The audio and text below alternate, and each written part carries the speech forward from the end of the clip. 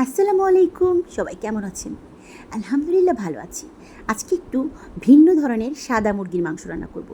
এটা রোস্ট হবে না, কিন্তু রোস্টের মতোই বড় বড় টুকরা করে আমি রান্না করব।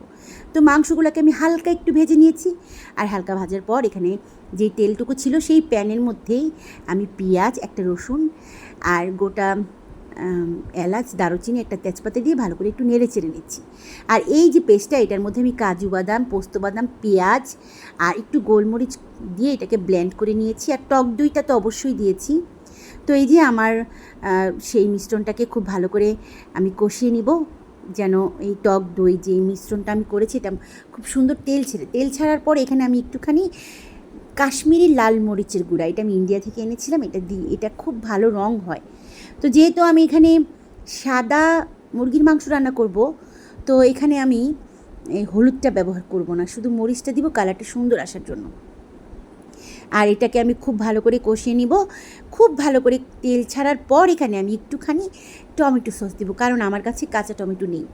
আপনারা তো সবাই জানেন যে আমি কাঁচা টমেটো দিতে খুব পছন্দ করি, কিন্তু আমার কাছে কাঁচা টমেটোটা শেষ হয়ে গেছে। তো যাই হোক, এই যে আমার মুরগির মাংসটা কিন্তু হয়ে গেছে প্রায়। এখানে আমি একটু ঘি দিয়ে দিচ্ছি, আর এখানে আমি একটু কেওড়া জলও দিয়ে দিব, যেন রোস্ট একটা ভাব থাকে, কিন্তু সাদা মুরগির মাংসটা হবে।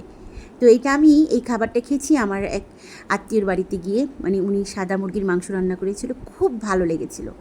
তো এই যে আমি এখানে একটু কেওড়া জলও দিয়ে দিলাম, মাংসটা কিন্তু বেশ হয়েছিল, কালারটাও খুব সুন্দর এসেছিল। এটা কেউ খেয়ে বলবে না যে এটা রোস্ট। আসলে আমার কাছে মুরগির রোস্টের মশলা ছিল না, তো আমি মুরগির রোস্টের মশলা খুব একটা ভালো জানি না, তাই আমাকে প্যাকেট মশলাটাই বেশি ব্যবহার করতে হয়। তো আজকে মশলা ছিল না বলে আমি সাদা মুরগির মাংসটা রান্না করলাম, আর আমার ঘরে এই সাদা মুরগির মাংসটা খুব চলে। তো এই যে আমি মাংসটাকে ভালো করে ঢেকে দিব। এটা হতে হতে আমি পোলাও রান্না করার প্রসেসিংটা করব। আসলে আজকে শনিবার, কালকে আমার ছেলে চলে যাবে, তো আমি ভিডিওটা ছাড়তে আমার একটু দেরি হয়ে গেল। আমি একটু পোলাও, মুরগির মাংস আর গরুর মাংস রান্না করব। আমার ছেলে তো চলে যাবে ভালো মন্দ একটু রান্না করার জন্য। মনটা কেমন লাগছে, বাবু তো চলে যাবে, ওখানে কি খায় না খায় আমি তো জানি না।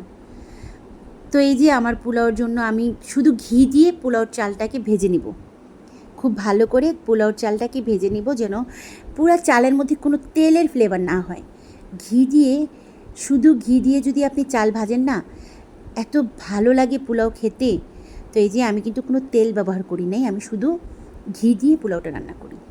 তা আমার মা কিন্তু এই পোলাও রান্না করে খুব সুন্দর করে। আমার মায়ের মতো পোলাও এই পৃথিবীতে কেউ রান্না করতে পারে না। তো এই যে আমার মায়ের মতো করে রান্না করতেছি। তো আমি আবারও একটু ঘি দিয়ে নিচ্ছি, আমার মনে হচ্ছিল যে ঘিটা বোধহয় একটু কম হয়েছে। তো তারপরে আমি একটু ঘি দিয়ে ভালো করে চালটাকে ভেজে টেজে নেড়ে চেড়ে নিব, লাড়াচাড়া দিয়ে দিব। তো তারপর আমি এখানে একটুখানি গুঁড়ো দুধ দেবো। গুঁড়ো দুধ না দিলে কিন্তু আপনি পোলাওয়ের যে একটা সুন্দর ঘ্রাণ, এটা খুব একটা পাবেন না। তা আমি এটা জানতাম না, এটা আমি আমার আম্মুর কাছ থেকে শিখছি। আম্মু বলছে যে পোলাওর মধ্যে যদি গুঁড়ো দুধটা দেওয়া হয়, তাহলে পোলাওর একটা স্বাদ ভিন্ন রকম হয়। এখানে লিকুইড দুধ দেওয়া যাবে না, শুধু গুঁড়ো দুধটাই দেওয়া হবে। তো এই যে আমি গুঁড়ো দুধ দিয়ে দিচ্ছি, বেশ অনেকখানি গুঁড়ো দুধ আমি দিয়ে দিলাম। তো এটাকে আমি ভালো করে মিক্সড করে নিব। তারপরে এটা আরও ভালো করে নাড়াচাড়া করে এখন আমি একটু গরম পানি দিয়ে দিচ্ছি। কিন্তু আমার পোলাওয়ে না একটু পানিটা কম হয়ে গিয়েছিল, তো তারপর আমি আবার একটু পানি ঢেলে এটাকে ঢেকে রেখেছিলাম, যেন ভালো লাগে। আবার উপরে রান্না শেষে আমি একটু ঘি দিয়ে দিয়েছিলাম। এই যে আমার মুরগির মাংসটা রেডি হয়ে গেছে, পোলাওটাও প্রায় কমপ্লিট। এখন আমি গরুর মাংস রান্না করব, সর্ষের তেলে গরুর মাংস। এই পাতিলটা না আমি নতুন কিনেছি, স্টিলের। এটা আমি চুলায় দেওয়ার পর না আমার পাতিলের নিচে কেমন কালো হয়ে গেল। তা আমি কখনো স্টিলের পাতিলে রান্না করিনি, আজকে প্রথম। তো আমি জানতাম না যে এটাকে এতক্ষণ বসে রাখা যায় না। তো সর্ষের তেলের মধ্যে আমি গোটা দারুচিনি, একটা তেজপাতা দিয়ে আর একটু পেঁয়াজ দিয়ে এটাকে আমি ভালো করে নেড়ে চেড়ে নিচ্ছি। তো এই যে আমার পেঁয়াজটা হালকা ভাজা হয়ে গেলে এখানে আমি কিছু মশলা দিয়ে দিব। তো এই যে আমার ভালো করে মিক্সড করা হয়ে গেছে। এখন এটার মধ্যে আমি আদা রসুন পেস্ট দিব। আমার না চামচটা খুব ছোটো হয়ে গিয়েছিলো, তাই আমি 4 চামচ দিয়েছি। এখানে আদা রসুন বাটা আর এখানে জিরে বাটা আছে।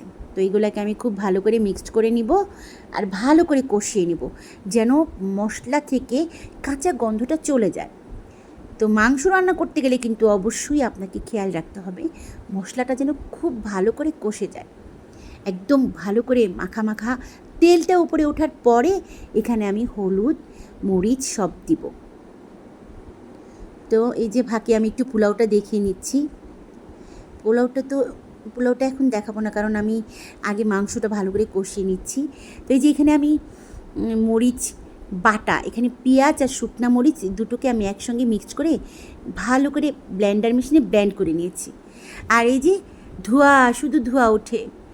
রেহানা রাখি আপু যেমন বলে না, ধোঁয়া রে ধোঁয়া, আমায় জ্বালাস নে। তো এই ধোঁয়া আমাদেরকে জ্বালাবেই। তো এই যে আমি এখানে হলুদ গুঁড়ো, মরিচ হালকা একটু কাশ্মীরি মরিচ গুঁড়ো দিয়েছি, আর ধনে গুঁড়ো, আর এখানে লবণ দিয়ে একদম ভালো করে কষিয়ে ঢেকে দিয়েছিলাম। আমার মশলা খুব ভালো করে কষা হয়ে গেছে।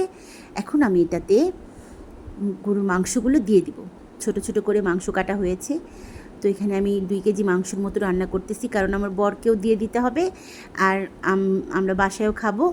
তো বেশি করে রান্না করলে ওকে দিয়ে দিলে খুব ভালো লাগে। ও বাসায় একা থাকে, আমার বর তো রান্না করে খেতে পারে না, ঢাকায় থাকে।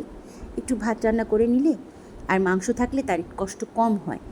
আমি আর অনেক কিছু করে দিই, শুটকির ভর্তা, ভুনাম, আর অনেক কিছু করে দিই, কিন্তু আজকে এত কিছুর মাঝখানে না এত কাজ করতে ইচ্ছে করতেছিল না। তো যাই হোক, আজকে আমার রান্না এই পর্যন্তই।